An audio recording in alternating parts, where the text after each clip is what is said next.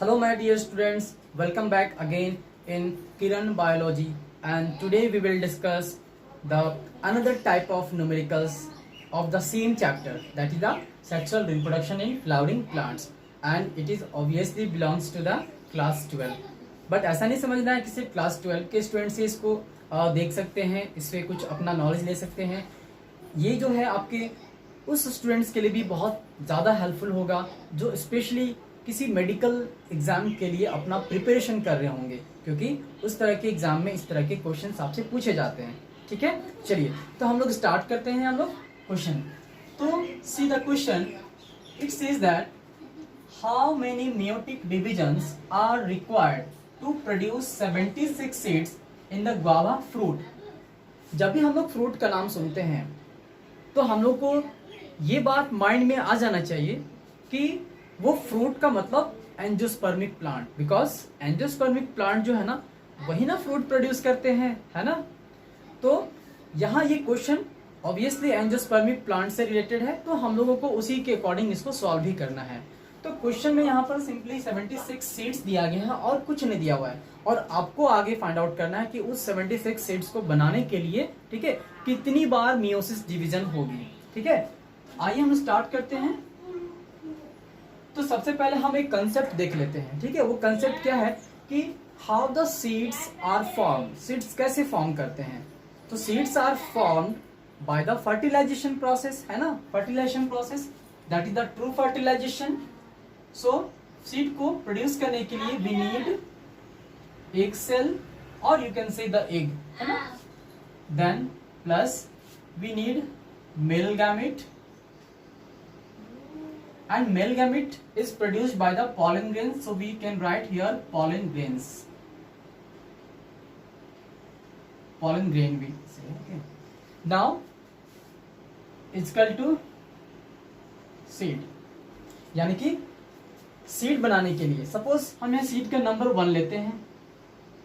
If we have to produce 1 seed, then we need 1 egg cell as well as 1 pollen grain, and you can say 1 male gamete also, but 1 pollen grains will produce 2 male gametes, है ना। एक pollen grains 2 male gamete produce करती है, लेकिन उस दोनों में से कोई एक ही होगा ना जो एक सेल के साथ फ्यूज करेगा, है ना। तो इसीलिए हम लोग यहाँ पर एक मेल गैमेट ही समझ रहे हैं। ठीक है, दूसरा वाला मेल गैमेट अभी कोई काम नहीं हानि कर रहा है, और वो दोनों ही मेल गैमेट आपका इसी पॉलन ग्रेन से प्रोड्यूस हो रहे हैं, तो एक ही पॉलन ग्रेन यहाँ पे हो जाएगा। चलिए, तो यहाँ हमने क्या देखा कि एक सीड को प्रोड्यूस करने के लिए मुझे एक पॉलन ग्रेन और एक सेल की जरूरत है। अब हम क्या करेंगे, नंबर को रिप्लेस कर देंगे क्वेश्चन के अकॉर्डिंग। ठीक है, तो क्वेश्चन में कितनी है सीड, यहाँ पे 76 सीड्स हैं, तो हम यहाँ पर क्या करेंगे कि हम इस नंबर को रिप्लेस करके लिख देंगे 76। तो अगर 76 सीड्स मुझे चाहिए तो सेम नंबर का यहाँ पे हम लोगों को पॉलन ग्रेन्स भी चाहिए, एंड सेम नंबर का जो है ना हम लोगों को यहाँ पे एक सेल भी चाहिए। समझ गए? इट मीन्स आप कह सकते हैं रिलेशन में देख लीजिए, egg cells, number of egg cells equals to number of pollen grains equals to number of seeds, सारे के सारे सेम हो गए यहाँ पे। ठीक है, चलिए, तो आपका कंसेप्ट हो गया। अब यहाँ पे हम लोग आते हैं सॉल्यूशन में। तो सबसे पहले हम लोग फीमेल वाले केस को देख लेते हैं। इन फीमेल व्हाट हैपेंस, तो ये जो आपकी एक सेल होती है ना, ये सीक्वेंस क्या होता है आपका, तो ये स्टोरी की बात करते हैं। जब आपका एक सेल का फॉर्मेशन होता है तो जो स्टोरी होती है, स्टोरी कहाँ से स्टार्ट होती है, ये स्टोरी होती है स्टार्ट आपके MMC से, है ना। ये MMC से स्टार्ट होती है ये कहानी, that is megaspore mother cell, और ये megaspore mother cell diploid structure की होती है ना। तो ऑब्वियसली ये जो मेगास्पोर मदर सेल है वो मियोसिस डिवीजन करेगा। ठीक है, और उस रिजल्ट में आपका ये क्या बनाएगा, हर एक, अगर हम नंबर यहाँ 1 लेते हैं तो 1 megaspore mother cell will produce how many megaspores, so it will produce 4 megaspores, है ना, 4 मेगास्पोर्स। ठीक है, तो द रिजल्ट इज 4 मेगास्पोर्स। यहां तक समझ में आ गया आपको, 4 मेगास्पोर्स है। नाउ सी, हमने ये भी जाना है कि आउट ऑफ द 4 मेगास्पोर्स, उस 4 मेगास्पोर में से, ठीक है, आपका ये डिजेनरेट हो जाएगा, ये सेकेंड वाली भी डिजेनरेट हो जाएगी, ये थर्ड वाली भी डिजेनरेट हो जाएगी, यानी कुछ चार में से केवल एक ही होगा जो आगे सक्सेस करेगा, कोई एक ही वो लकी होगा जो आगे चल के आपका क्या बनेगा, that is the embryo sac बनेगा, यानी कि ये एम्ब्रायो सैक बनेगा, कोई एक बनेगा। इट मीन्स हम कह सकते हैं ना कि 1 मेगास्पोर मदर सेल से 1 एम्ब्रायो सैक बनेगा, और एक एम्ब्रायो सैक में कितनी एक सेल होती है, एक ही एक सेल होती है ना, जनरली एक ही एक सेल होगा। इट मीन्स कि इस एम्ब्रायो सैक के अंदर आपकी एक सेल है, तो ये एक सेल की नंबर भी कितनी हो गई, 1 हो गई, ठीक है। ये आपके कंसेप्ट हो गए। अब यहाँ नंबर को रिप्लेस कर देना है। इट मीन्स कि वी नीड 76 एग सेल, तो हम क्या करेंगे यहाँ पे, इस 1 के जगह पे हम यहाँ पर 76 नंबर ले लेते हैं, यानी कि we need 76 number of egg cells. तो यहाँ 76 एग सेल्स को बनाने के लिए कितने एम्ब्रायो सेट की जरूरत पड़ेगी, ऑब्वियसली 76 एम्ब्रायो सेट की जरूरत पड़ेगी, है ना, 76। इसके बाद इस 76 एम्ब्रायो सेट को बनाने के लिए आपका आगे कितने एमएमसी की जरूरत पड़ेगी, तो ये भी आपका आ जाएगा 76, क्योंकि नंबर ऑफ एमएमसी जितना होगा उतना ही नंबर ऑफ एम्ब्रायो सेक बनेगा। क्यों? क्योंकि यहाँ 3 डीजेनरेट हो गए थे ना, इसीलिए नंबर सेम हो गया, है ना। अगर ये 3 डीजेनरेट नहीं होता ना तो ऑब्वियसली नंबर सेम नहीं होता, बट यहाँ पर नंबर सेम है। तो अब यहाँ पर आ जाइए कि जब एक सिंगल एमएमसी था तो उसके साथ यानी कि वो जो है कितनी बार डिवीजन करता था, ऑब्वियसली एक सिंगल मियोसिस करता था, 1 डिवीजन करता था। तो अब जब यहाँ पे 76 ही एमएमसी है तो जो 76 है अलग अलग वो सब एक एक डिवीजन करेगा ना, तो यहाँ पर 76 हो जाएगा टोटल डिविजन्स, है ना। मियोसिस कितने हो गए, 76 हो गए। तो हमने एक पार्ट क्वेश्चन का सॉल्व कर दिया है, दैट इज फीमेल वाले पार्ट में टोटल डिविजन्स यहाँ पे 76 चाहिए अगर 76 एक सेल प्रोड्यूस करना है तो। अब आते हैं सेकेंड पार्ट में, ठीक है, that is in case of male. अब मेल के पास देखेंगे क्या होता है। तो सेम जो स्टोरी फीमेल की थी वैसा ही कुछ स्टोरी यहाँ मेल के साथ भी होगा।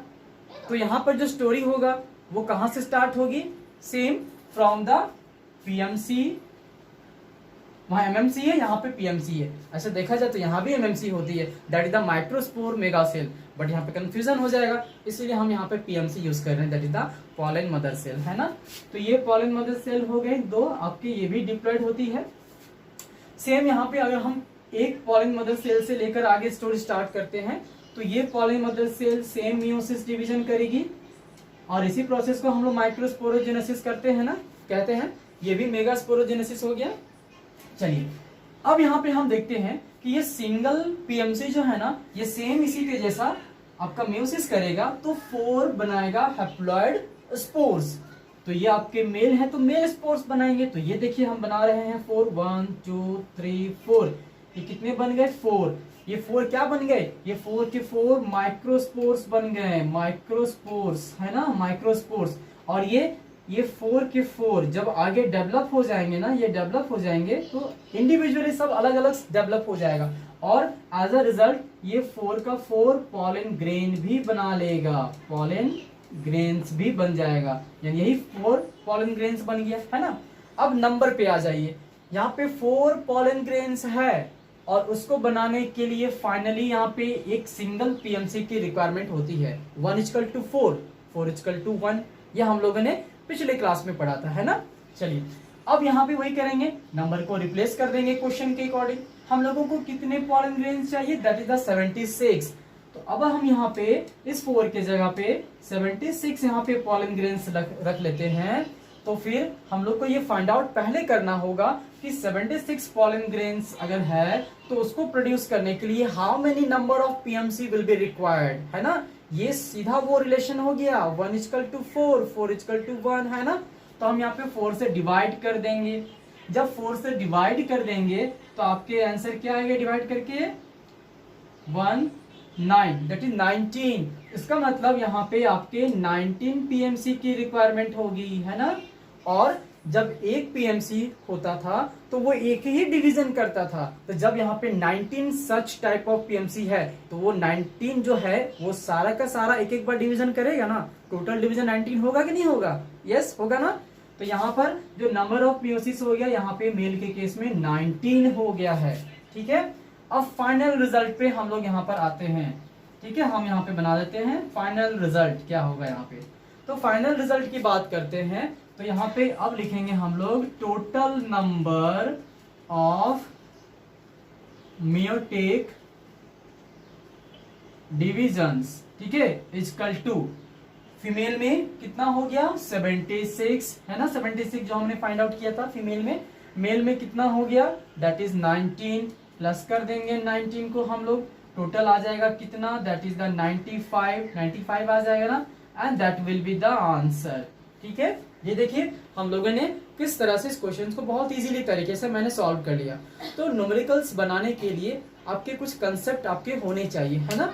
तो यहाँ हमने देखा कि जो हमने लास्ट क्लास में आपका फर्स्ट और सेकंड टाइप ऑफ न्यूमेरिकल्स पढ़ा था, उसी के बेस पर आपका ये थर्ड टाइप ऑफ न्यूमेरिकल्स आज हम लोग यहाँ पर क्लियर किए हुए हैं। ठीक है स्टूडेंट्स, तो हम लोग फिर नेक्स्ट क्लास में किसी अदर टाइप ऑफ न्यूमेरिकल्स को लेकर फिर से मिलेंगे।